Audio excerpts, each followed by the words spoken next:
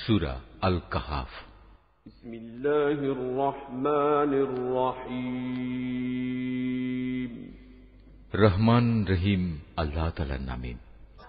সব তারিফ আল্লাহ তাআলার জন্য, যিনি তার একজন বিশেষ বান্দার প্রতি এ গ্রন্থ নাজিল করেছেন এবং তার কোথাও তিনি কোন রকম বক্রতা রাখেননি। একে তিনি প্রতিষ্ঠিত করেছেন সহজ সরল একটি পথের উপর, যাতে করে আল্লাহ তাআলার পক্ষ থেকে সে নবী তাদের জাহান্নামের আযাবের ব্যাপারে সতর্ক করে দিতে পারে এবং যারা ঈমানদার, যারা নেক কাজ করে, তাদের সে এ মর্মে সুসংবাদ দিতে পারে যে তাদের জন্য আল্লাহর দরবারে উত্তম পুরস্কার রয়েছে, যেখানে তারা চিরকাল থাকবে।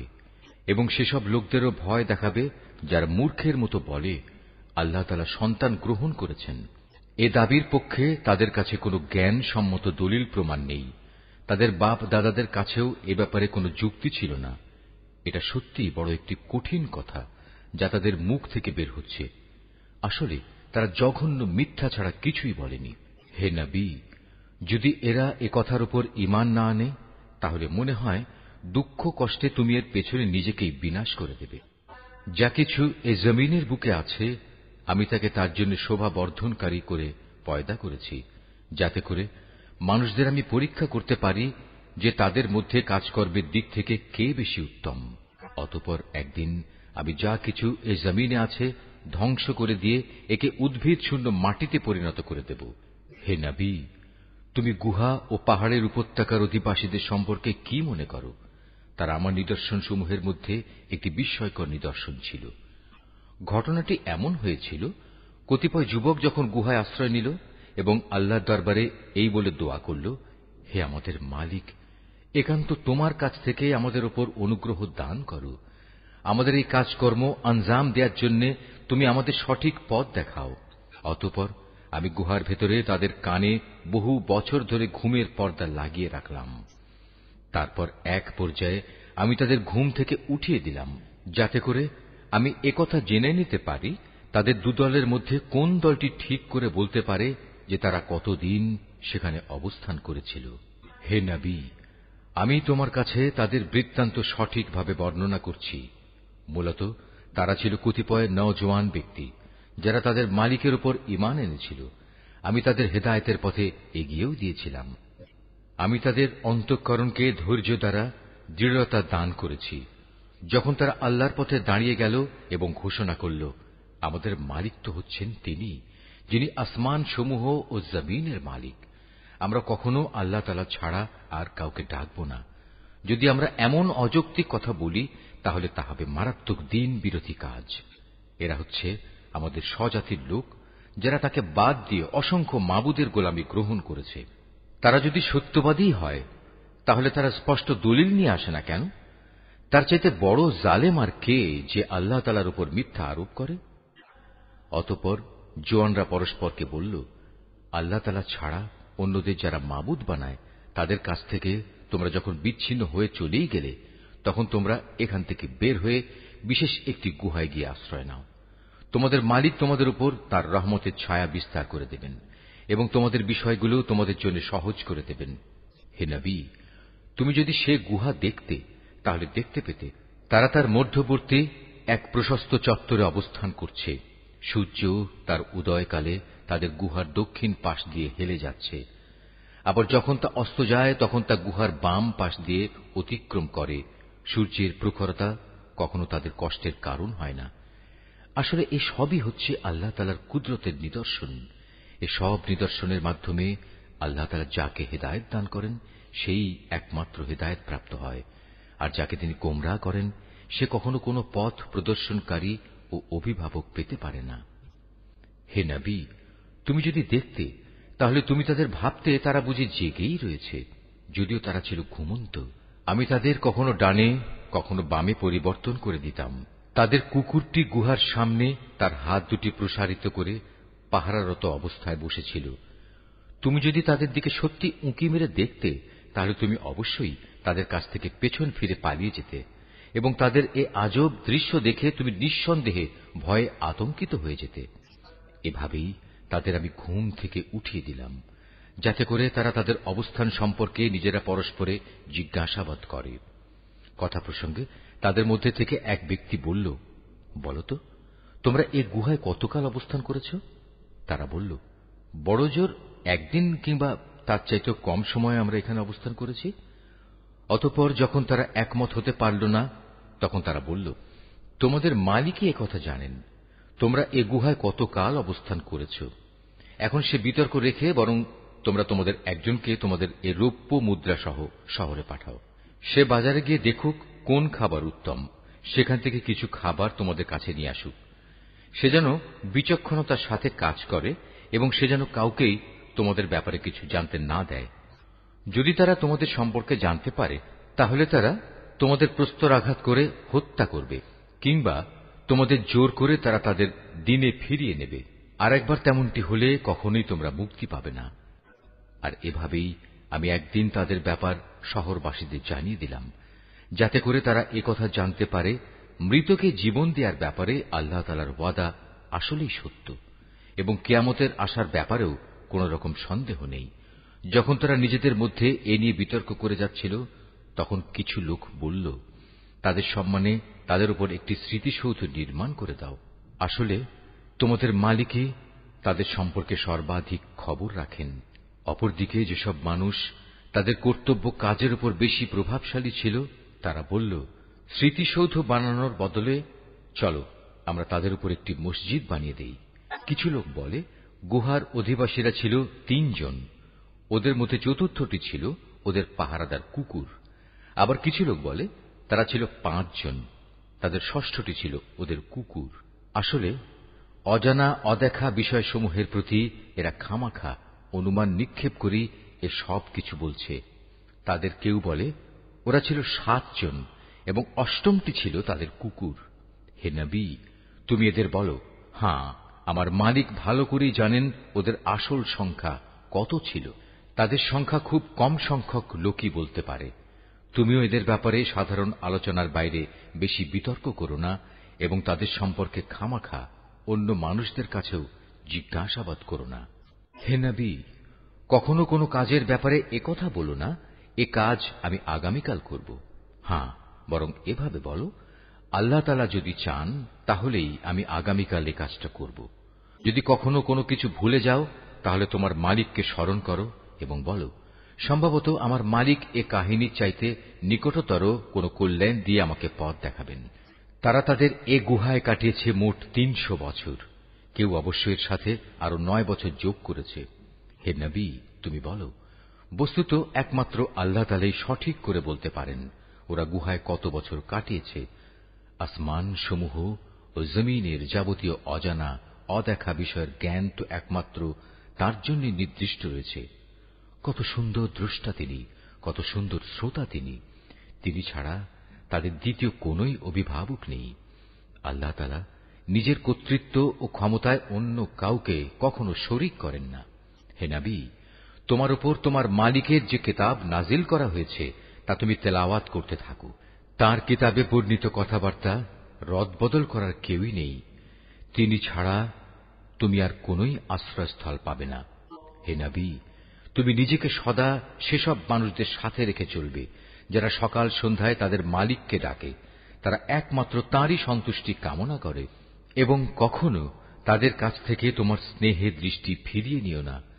কখনো এমন কোন ব্যক্তির কথা মতো চলো না যার অন্তঃকরণকে আমি আমার স্মরণ থেকে গাফেল করে দিয়েছি। আর যে ব্যক্তি নিজের প্রবৃত্তির গোলামি করতে শুরু করেছে এবং যার কার্যকলাপ আল্লাহ তাআলার সীমানা লঙ্ঘন করেছে। হে নবী, তুমি বলো, এ সত্য দিন তোমাদের মালিকের পক্ষ থেকে এসেছে।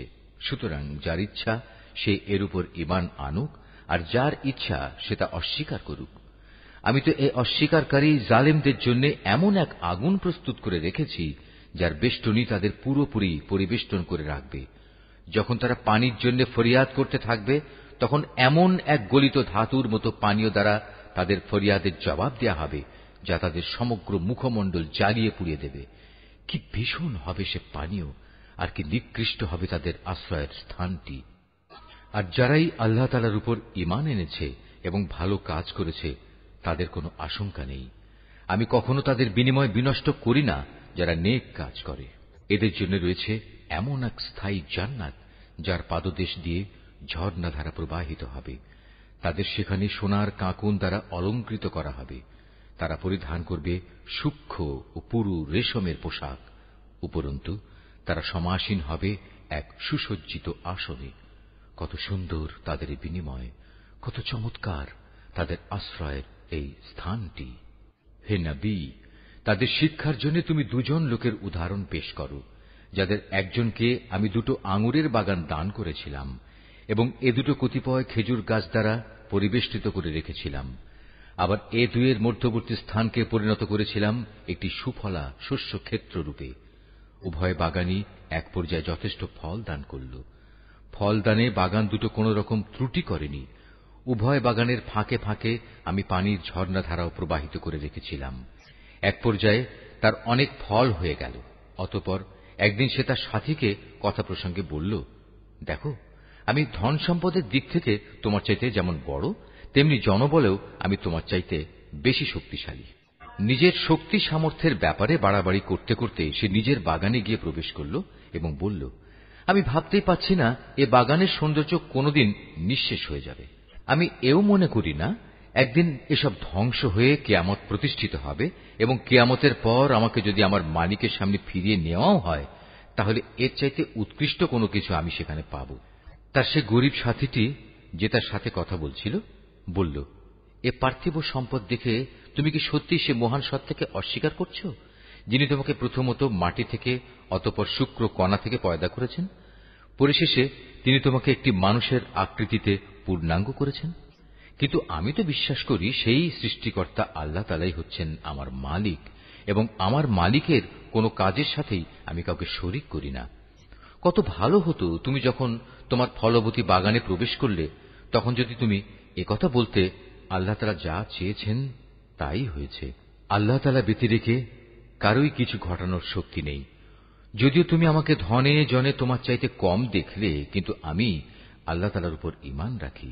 সম্ভবত আমার মালিক আমাকে তোমার এ পার্থিব বাগানের চাইতে উৎকৃষ্ট আখিরাতের কোনো বাগান দান করবেন এবং অকৃতজ্ঞতার জন্য তোমার বাগানের উপর আসমান থেকে এমন কোন বিপর্যয় নাজিল করবেন, ফলে তা উদ্ভিদ শূন্য এক বিরান ভূমিতে পরিণত হয়ে যাবে, কিংবা তার পানি তার জমিনের নিচেই অন্তর্হিত হয়ে যাবে।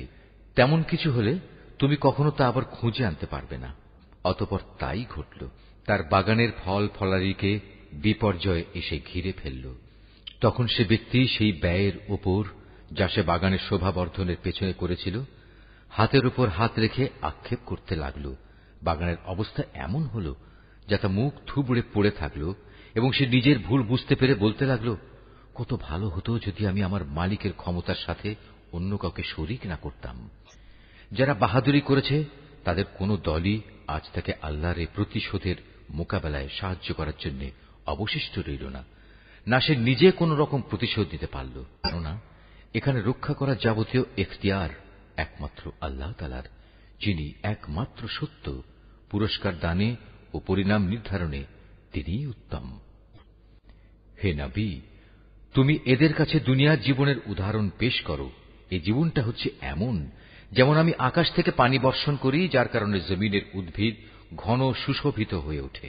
অতঃপর এক সময় বাতাস তা উড়িয়ে নিয়ে ফেরে। মূলত আল্লাহ তাআলা সব কিছুর উপর প্রচন্ড ক্ষমতাবান। ধন সম্পদ ও সন্তান সন্ততি হচ্ছে তোমাদের পার্থিব জীবনের কতিপয় অস্থায়ী সৌন্দর্য মাত্র। চিরস্থায়ী হচ্ছে মানুষের নেক কাজ, আর তা হচ্ছে তোমার মালিকের কাছে পুরস্কার পাওয়ার জন্য অনেক ভালো। আর কোন কল্যাণময় কিছু কামনা করতে গেলেও তা হচ্ছে উত্তম। যেদিন আমি পাহাড় সমূহকে চলমান করে সরিয়ে দেব এবং তুমি এই পৃথিবীকে দেখবে তা একটি শূন্য প্রান্তর, সেদিন আমি তাদের মানবকুলকে এক জায়গায় জড়ো করব, কোনো একজনকেও আমি বাদ দেব না। তাদের সবাইকে তোমার মালিকের সামনে সারিবদ্ধভাবে এনে হাজির করা হবে। অতঃপর আমি বলবো, আজ তো তোমরা সবাই আমার কাছে এসে গেছো, ঠিক যেমনি করে আমি তোমাদের প্রথমবার পয়দা করেছিলাম। কিন্তু তোমরা অনেকেই মনে করতে আমি তোমাদের দ্বিতীয়বার আমার কাছে হাজির করার জন্য কোন সময়সূচি নির্ধারণ করে রাখিনি। অতঃপর তাদের সামনে আমলনামা রাখা হবে। তখন নাফরমান ব্যক্তিদের তুমি দেখবে, সে আমলনামায় যা কিছু লিপিবদ্ধ আছে তারা তার কারণে খুবই আতঙ্কগ্রস্ত থাকবে। তারা বলতে থাকবে, হায় দুর্ভাগ্য আমাদের, এ আবার কেমন গ্রন্থ! এ তো দেখছি আমাদের জীবনের ছোট কিংবা বড় প্রত্যেক বিষয়েরই হিসাব রেখেছে। তারা যা কিছু করেছে তার প্রতিটি বস্তুই তারা সে গ্রন্থে মজুদ দেখবে। তোমার মালিক সেদিন কার উপর বিন্দুমাত্র জুলুমও করবেন না। স্মরণ করো, যখন আমি ফেরেশতাদের বলেছিলাম তোমরা সবাই আদমকে সাজদা করো, তখন তারা সবাই সাজদা করল, কিন্তু ইবলিস সাজদা করল না। সে ছিল আসলে জিনদেরই একজন। সে তার মালিকের আদেশের নাফরমানি করল। যে এত বড় নাফরমানি করল, তোমরা কি তাকে এবং তার বংশধরদের আমার বদলে তোমাদের অভিভাবক হিসেবে গ্রহণ করে চলেছ? অথচ প্রথম দিন থেকেই সে তোমাদের প্রকাশ্য দুশমন। চেয়ে দেখো, জালেমদের কি নিকৃষ্ট বিনিময় দেয়া হয়েছে। আকাশমণ্ডলী ও পৃথিবী সৃষ্টি করার সময় আমি তাদের কাউকে ডাকিনি, এমনকি স্বয়ং তাদের নিজেদের বানানোর সময়ও তো আমি তাদের ডাকিনি। আসলে আমি তো অক্ষম ছিলাম না যে তাদের পরামর্শ আমার দরকার। অন্যদের যারা গোমরাহ করে আমি তাদের সাহায্য গ্রহণ করি না। যেদিন তিনি এদের বলবেন তোমরা তাদের ডাকো যাদের তোমরা আমার শরীক মনে করতে, ওরা তাদের ডাকবে, কিন্তু তারা তাদের এ ডাকে কোনই সাড়া দেবে না। আমি এদের উভয়ের মাঝখানে এক মরণ ফাঁদ রেখে দেব। এ নাফরমান লোকেরা যখন আযাব দেখতে পাবে তখন তারা বুঝে যাবে তারা এক্ষুনি সেখানে গিয়ে পতিত হচ্ছে, আর একবার সেখানে পতিত হলে ওরা তা থেকে কখনোই মুক্তির পথ পাবে না। আমি মানুষের বোঝার জন্য এই কোরআনে সব ধরনের উপমা ও উদাহরণ বিশদভাবে বর্ণনা করেছি, কিন্তু মানুষের অধিকাংশই এ নিয়ে তর্ক করে। হেদায়েত যখন মানুষের সামনে এসে গেল, তখন ঈমান আনা ও গুনাহের জন্য তাদের মালিকের কাছে ক্ষমা চাওয়া থেকে তাদের কোন জিনিস বিরত রাখছে? তারা সম্ভবত পূর্ববর্তী মানুষদের অবস্থা তাদের কাছে এসে পৌঁছানোর কিংবা আমার আযাব তাদের সামনে এসে হাজির হবার অপেক্ষা করছে। আমি তো রসুলদের পাঠাই যে তারা মানুষদের জন্য জান্নাতের সুসংবাদবাহী ও জাহান্নামের সতর্ককারী হবে, কিন্তু যারা কুফরি করেছে তারা ছোটখাটো বিষয় নিয়ে ঝগড়া শুরু করে, যাতে তারা সত্যকে ব্যর্থ করে দিতে পারে। মূলত তারা আমার আয়াতসমূহকে এবং যেসব বিষয় দিয়ে তাদের জাহান্নাম থেকে সতর্ক করা হয়েছিল তাকে বিদ্রূপের বিষয়ে পরিণত করে নিয়েছে। তার চাইতে বড় জালেম আর কে আছে, যাকে তার মালিকের আয়াতসমূহ স্মরণ করিয়ে দেয়া হচ্ছে এবং সে এর থেকে মুখ ফিরিয়ে দিচ্ছে। সর্বোপরি যা কিছু গুনাহের বোঝা তার হাত দুটো অর্জন করেছে সে তা ভুলে যায়। আমি তাদের অন্তরের উপর জাহেলিয়াতের আবরণ লাগিয়ে দিয়েছি, যেন তারা সত্য দিন বুঝতে না পারে। এমনি ভাবে তাদের কানেও এক ধরনের কঠিন বস্তু ঢেলে দিয়েছি, এ কারণে তারা সত্য কথা শুনতে পায় না। অতএব হে নবী, তুমি ওদের যতই হেদায়েতের পথে ডাকো না কেন, তাদের কখনো হেদায়েত দেয়া হবে না। নবী, তোমার মালিক বড়ই ক্ষমাশীল ও দয়াবান। তিনি যদি তাদের সবাইকে তাদের কৃতকর্মের জন্য শাস্তি দিতে চাইতেন, তাহলে তিনি সহজেই তা ত্বরান্বিত করতে পারতেন। বরং এর পরিবর্তে তাদের জন্য শাস্তির একটি প্রতিশ্রুত ক্ষণ রাখা আছে, যা থেকে ওদের কারুই পরিত্রাণ নেই। এ জনপদ ও তাদের অধিবাসীরা যখন আল্লাহ তাআলার সীমা লঙ্ঘন করেছিল, তখন আমি তাদের নির্মূল করে দিয়েছি। তাদের ধ্বংসের জন্যও একটি দিনক্ষণ নির্দিষ্ট ছিল। হে নবী, তুমি এদের মূসার ঘটনা শোনাও। যখন মূসা তার খাদেমকে বলল, যতক্ষণ পর্যন্ত আমি দুটো সাগরের মিলনস্থলে না পৌঁছব, ততক্ষণ পর্যন্ত আমি আমার পরিকল্পনা থেকে ফিরে আসব না। যদি আমাকে এজন্য দীর্ঘ সময় পর্যন্তও চলতে হয়, তবু আমি চলতে থাকব। যখন তারা উভয়ে সেই প্রত্যাশিত দুটো সাগরের সঙ্গমস্থলে এসে পৌঁছল, তখন তারা উভয়ই তাদের খাবারের জন্য রাখা মাছটির কথা ভুলে গেল। সে মাছটি ছুটে গিয়ে সুড়ঙ্গের মতো একটি পথ করে সহজেই সাগরে চলে গেল। যখন তারা আরো কিছু দূর এগিয়ে গেল, তখন সে তার খাদেমকে বলল, এবার আমাদের নাশতা নিয়ে এসো। আমরা আজকের সফরে সত্যি ভারী ক্লান্ত হয়ে পড়েছি। সে বলল, তুমি কি দেখোনি, আমরা যখন শিলাখণ্ডের পাশে বিশ্রাম করছিলাম তখন আমি মাছের কথা ভুলেই গিয়েছিলাম। আসলে শয়তানি আমাকে ভুলিয়ে দিয়েছে যে আমি তার কথাটা স্মরণ রাখব। আর সে মাছটিও কি আশ্চর্যজনক পদ্ধতিতে নিজের পথ ধরে সাগরের দিকে নেমে গেল। সে বলল, হ্যাঁ, এই তো হচ্ছে সেই জায়গা যে স্থানটির আমরা সন্ধান করছিলাম। মাছটি চলে যাওয়ার জায়গাই হচ্ছে সাগরের মিলনস্থল। অতঃপর তারা নিজেদের পথের চিহ্ন ধরে ফিরে চলল। এরপর তারা সেখানে পৌঁছলে আমার বান্দাদের মাঝ থেকে একজন পুণ্যবান বান্দাকে সেখানে পেল, যাকে আমি আমার অনুগ্রহ দান করেছি। উপরন্তু তাকে আমি আমার কাছ থেকে বিশেষ জ্ঞান দান করেছিলাম। মুসা তাকে বলল, আমি কি তোমার অনুসরণ করতে পারি, যাতে করে আল্লাহ তাআলার কাছ থেকে যে জ্ঞান তোমাকে শেখানো হয়েছে তার কিছু অংশ তুমি আমাকে শেখাতে পারো? সে বলল, হ্যাঁ পারো, তবে আমার সাথে থেকে তা তুমি কখনো ধৈর্য ধারণ করতে পারবে না। অবশ্য এটাও ঠিক, যে বিষয়ে তোমার জ্ঞান সীমার বাইরে তার উপর তুমি ধৈর্য ধরবেই বা কি করে? সে বলল, আল্লাহ তাআলা যদি চান তাহলে তুমি আমাকে ধৈর্যশীল হিসেবেই পাবে, আমি তোমার কোনো আদেশেরই বরখেলাপ করব না। সে বলল, আচ্ছা, যদি তুমি আমাকে অনুসরণ করোই তাহলে কোনো বিষয় নিয়ে আমাকে কিছু জিজ্ঞেস করবে না, যতক্ষণ না সে কথা আমি নিজেই তোমাকে বলে দেব। অতঃপর তারা দুজন পথ চলতে শুরু করল। নদীর পাড়ে এসে উভয়ই একটি নৌকায় আরোহণ করল। নৌকায় উঠেই সে তাতে ছিদ্র করে দিল। সে বলল, তুমি কি এজন্য তাতে ছিদ্র করে দিলে যেন এর আরোহীদের তুমি ডুবিয়ে দিতে পারো? তুমি সত্যিই এক গুরুতর অন্যায় কাজ করেছ। মুসার কথা শুনে সে বলল, আমি কি তোমাকে একথা বলিনি, আমার সাথে থেকে তুমি কখনো ধৈর্য ধারণ করতে পারবে না? সে বলল, আমি যে ভুল করেছি সে ব্যাপারে তুমি আমাকে পাকড়াও করো না, এবং এ ব্যাপারে আমার উপর বেশি কঠোরতাও আরোপ করো না। আবার তারা পথ চলতে শুরু করল। কিছুদূর গিয়ে তারা উভয়ে একটি কিশোর বালক পেল। সাথে সাথে সে তাকে হত্যা করে ফেলল। এ কাজ দেখে সে বলল, তুমি তো কোন রকম হত্যার অপরাধ ছাড়াই একটি নিষ্পাপ জীবনকে বিনাশ করলে। তুমি সত্যি একটা গুরুতর অন্যায় কাজ করে ফেলেছ। সে বলল, আমি কি তোমাকে একথা বলিনি যে তুমি আমার সাথে থেকে ধৈর্য ধরতে পারবে না? সে বলল, যদি এরপর আর একটি কথাও আমি তোমাকে জিজ্ঞেস করি তাহলে তুমি আমাকে তোমার সাথে রেখো না। অবশ্য এখন তো তুমি আমার পক্ষ থেকে ওজর পেশ করার প্রান্তসীমায় পৌঁছে গেছ। আবার তারা চলতে শুরু করল।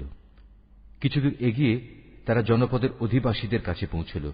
সেখানে পৌঁছে তারা সেই জনপদের অধিবাসীদের কাছে কিছু খাবার চাইল, কিন্তু তারা তাদের মেহমানদারি করতে অস্বীকার করল। অতঃপর সেখানে তারা একটি পতনোন্মুখ পুরনো প্রাচীর দেখতে পেল। সে প্রাচীরটা সোজা করে দিল। সে মুসা বলল, তুমি চাইলে তো এদের কাছ থেকে এর উপর কিছু পারিশ্রমিক গ্রহণ করতে পারতে। সে বলল, বেশ, এখানেই তোমার আমার মধ্যে বিচ্ছেদ হয়ে গেল। কিন্তু তার আগে যেসব কথার ব্যাপারে তুমি আমার সাথে ধৈর্য ধরে থাকতে পারোনি তার ব্যাখ্যা আমি তোমাকে বলে দিতে চাই। প্রথম ঘটনাটি হচ্ছে নৌকা সম্পর্কিত। মূলত তা ছিল কয়েকজন গরিব মানুষের মালিকানাধীন। তারা এটা দিয়ে সমুদ্রে জীবিকা অন্বেষণের কাজ করত, কিন্তু আমি নৌকাটিতে একটা ছিদ্র করে তাকে ত্রুটিযুক্ত করে দিতে চাইলাম, কারণ তাদের সামনেই ছিল এমন এক বাদশা যে ত্রুটিবিহীন যে নৌকাই পেত তা বল প্রয়োগে ছিনিয়ে নিত। আর হ্যাঁ, সে কিশোরটির ঘটনা। তার পিতামাতা উভয় ছিল মোমেন। আমি আশঙ্কা করলাম বড় হয়ে সে এদের দুজনকেই আল্লাহর নাফরমানি ও কুফর দ্বারা বিভ্রান্ত করে দেবে। আমি চাইলাম তাদের মালিক তার বদলে তাদের এমন একটি সন্তান দান করবেন যে দিনদারি ও রক্তের সম্পর্ক রক্ষার ব্যাপারে তা চেয়ে অনেক ভালো প্রমাণিত হবে। সর্বশেষ ওই যে প্রাচীরটির ব্যাপার, আসলে তা ছিল শহরের দুটি এতিম বালকের। এর নিচেই তাদের জন্য রক্ষিত ছিল গুপ্ত ধনভাণ্ডার। ওদের পিতা ছিল একজন নেককার ব্যক্তি। এই কারণেই তোমার মালিক চাইলেন ওরা বয়ঃপ্রাপ্ত হোক এবং তাদের সে ভাণ্ডার থেকে তারা সম্পদ বের করে আনুক। এই প্রাচীরটাকেই আমি তাদের বড় হওয়া পর্যন্ত দাঁড় করিয়ে রাখতে চেয়েছিলাম। এ ছিল মূলত তোমার মালিকের অনুগ্রহ দ্বারা সম্পাদিত কতিপয় কাজ। এর কোনোটাই কিন্তু আমি আমার নিজে থেকে করিনি। আর এ হচ্ছে সেসব কাজের ব্যাখ্যা যে ব্যাপারে তুমি আমার সাথে থেকে ধৈর্য ধারণ করতে পারছিলে না। হে নবী, এরা তোমার কাছে জুলকারনাইন সম্পর্কে জানতে চায়। তুমি তাদের বলো, হ্যাঁ, আমি আল্লাহর কিতাব থেকে তার বিবরণ তোমাদের কাছে এক্ষুনি পড়ে শোনাচ্ছি। আল্লাহ তাআলা বলছেন, আমি জমিনের বুকে তাকে বিপুল রাজনৈতিক ক্ষমতা দান করেছিলাম এবং আমি তাকে এর জন্য প্রয়োজনীয় সব উপায় উপকরণও দান করেছিলাম। একবার সে সফরে বেরোবার প্রস্তুতি গ্রহণ করতে লাগল। চলতে চলতে এমনিভাবে সে সূর্যের অস্তগমনের জায়গায় গিয়ে পৌঁছল। সেখানে গিয়ে সে সূর্যকে সাগরের কালো পানিতে ডুবতে দেখল। তার পাশে সে একটি জাতিকেও বাস করতে দেখল। আমি বললাম, হে জুলকারনাইন, এরা তোমার অধীনস্থ। তুমি ইচ্ছে করলে তাদের শাস্তি দিতে পারো অথবা তাদের সাথে তুমি সদয় ভাব গ্রহণ করতে পারো। সে বলল, হ্যাঁ, এদের মাঝে যে আল্লাহর সাথে বিদ্রোহ করবে তাকে আমি অবশ্যই শাস্তি দেব। অতঃপর তাকে যখন তার মালিকের সামনে ফিরিয়ে নেওয়া হবে তখন তিনি তাকে আরো কঠিন শাস্তি দেবেন। অপরদিকে যে ব্যক্তি আল্লাহর উপর ঈমান আনে এবং নেক কাজ করে তার জন্য আখিরাতে থাকবে উত্তম পুরস্কার। আর আমিও তার সাথে আমার কাজকর্ম সম্পাদনের সময় একান্ত বিনম্র ব্যবহার করব। অতঃপর সে আর এক অভিযানে পথে বেরোল। এমনকি চলতে চলতে সে সূর্যোদয়ের স্থানে গিয়ে পৌঁছল। তখন সে সূর্যকে এমন একটি জাতির উপর দিয়ে উদয় হতে দেখল যাদের জন্য তার প্রখর তাপ থেকে আত্মরক্ষার জন্য আমি কোন অন্তরাল সৃষ্টি করে রাখিনি। জুলকারনাইনের ঘটনা ছিল এরকমই। আমার কাছে সে সম্পর্কিত পুরোপুরি খবরই মজুদ আছে। অতঃপর সে আর এক অভিযানে পথে বেরোল। এমনকি পথ চলতে চলতে সে দুটো প্রাচীরের মধ্যবর্তী স্থানে গিয়ে পৌঁছল। দুই পর্বতের মধ্যবর্তী স্থানে পৌঁছে সে এমন এক সম্প্রদায়ের লোকদের পেল যারা জুলকারনাইনের কোনো কথাই তেমন বুঝতে পারছিল বলে মনে হল না। তারা অতি কষ্টে তাকে বলল, হে বাদশাহ জুলকারনাইন, অবশ্যই ইয়াজুজ মাজুজ নামক দুটো সম্প্রদায় এই জমিনে নানা রকম বিপর্যয় সৃষ্টিকারী। এমতাবস্থায় তাদের থেকে বাঁচার জন্য আমরা কি তোমাকে এ শর্তে কোন রকম একটা কর দেব যে তুমি আমাদের এবং তাদের মাঝে একটি প্রাচীর বানিয়ে দেবে? সে বলল, কোন কর নেওয়ার প্রয়োজন নেই, কেননা আমার মালিক আমাকে যা কিছু দিয়ে রেখেছেন তাই আমার জন্য ভালো। হ্যাঁ, শারীরিক শক্তি দ্বারা তোমরা আমাকে সাহায্য করতে পারো। আমি তোমাদের এবং তাদের মাঝে এক মজবুত প্রাচীর বানিয়ে দেব। তোমরা আমার কাছে এ কাজের জন্য লোহার পাতসমূহ নিয়ে এসো। অতঃপর সে অনুযায়ী তা আনা হল এবং প্রাচীর তৈরির কাজও শুরু হল। যখন মধ্যবর্তী ফাঁকা স্থানটি পূর্ণ হয়ে লৌহ স্তূপগুলো দুটো পর্বতে সমান হয়ে গেল তখন সে তাদের লক্ষ্য করে বলল, তোমরা হাঁপড়ে দম দিতে থাকো। অতঃপর যখন তা আগুনের মতো উত্তপ্ত হল তখন সে বলল, এখন তোমরা আমার কাছে কিছু গলানো তামা নিয়ে এসো, আমি তা এর ওপর ঢেলে দেব। সুতরাং এভাবেই এমন একটি মজবুত প্রাচীর তৈরি হয়ে গেল যে তারা তারপর উঠতে সক্ষম হল না, না তারা তা ভেদ করে বাইরে আসতে পারল। জুলকারনাইন বলল, এই যা কিছু হয়েছে তা সবই আমার মালিকের অনুগ্রহে হয়েছে, কিন্তু যখন আমার মালিকের ওয়াদা মতো কিয়ামত আসবে তখন তিনি তা চূর্ণ বিচূর্ণ করে একাকার করে দেবেন। আর আমার মালিকের ওয়াদা হচ্ছে সত্য ওয়াদা। কিয়ামতের আগে আমি তাদের দলে দলে ছেড়ে দেব। তারা সমুদ্রের ঢেউয়ের আকারে একদল আরেক দলের মধ্যে প্রবিষ্ট হবে। যখন সিঙায় ফুৎকার দেয়া হবে তখন তাদের সবাইকে আমি হাসরের ময়দানে একত্রিত করব। সেদিন আমি জাহান্নামকে তার অবিশ্বাসীদের সামনে এনে হাজির করব। যাদের চোখের মধ্যে আমার স্মরণ থেকে আবরণ পড়েছিল তারা হেদায়েতের কথাই শুনতে পেত না। কাফেররা কি একথা মনে করে নিয়েছে যে তারা আমার বদলে আমারই কতিপয় গোলামকে অভিভাবক বানিয়ে নেবে, আর আমি এ ব্যাপারে তাদের কোনো জিজ্ঞাসাবাদই করব না? আমি তো জাহান্নামকে কাফেরদের মেহমানদারির জন্য সাজিয়ে রেখেছি। হে নবী, এদের তুমি বলো, আমি কি তোমাদের এমন লোকদের কথা বলবো যারা আমলের দিক থেকে সম্পূর্ণ ক্ষতিগ্রস্ত হয়ে পড়েছে? এরা হচ্ছে সেসব লোক যাদের সমুদয় প্রচেষ্টা এই দুনিয়ায় বিনষ্ট হয়ে গেছে, অথচ তারা মনে মনে ভাবছে তারা বুঝি ভালো কাজই করে যাচ্ছে। এরাই হচ্ছে সেসব লোক যারা তাদের মালিকের আয়াতসমূহকে অস্বীকার করে এবং অস্বীকার করে তার সাথে ওদের সাক্ষাতের বিষয়টিও। এর ফলে ওদের সব কর্মই নিষ্ফল হয়ে যায়। তাই কিয়ামতের দিন আমি তাদের জন্য ওজনের কোন মানদণ্ড স্থাপন করব না। এটাই জাহান্নাম, এটাই হল তাদের যথার্থ পাওনা, কেননা তারা স্বয়ং স্রষ্টাকেই অস্বীকার করেছে। উপরন্তু তারা আমার আয়াতসমূহ ও তার বাহক রসুলদের বিদ্রূপের বিষয় হিসেবে গ্রহণ করেছে। অপরদিকে যারা আল্লাহ তাআলার উপর ঈমান এনেছে এবং সে অনুযায়ী নেক আমল করেছে তাদের মেহমানদারির জন্য জান্নাতুল ফিরদাউস সাজানো রয়েছে। সেখানে তারা চিরদিন থাকবে। সেদিন তারা সেখান থেকে অন্য কোথাও যেতে চাইবে না। হে নবী, তুমি এদের বলো, আমার মালিকের প্রশংসার কথাগুলো লিপিবদ্ধ করার জন্য যদি সমুদ্র কালি হয়ে যায় তাহলে আমার মালিকের জ্ঞানের কথা লেখা শেষ হওয়ার আগেই সমুদ্র শুকিয়ে যাবে।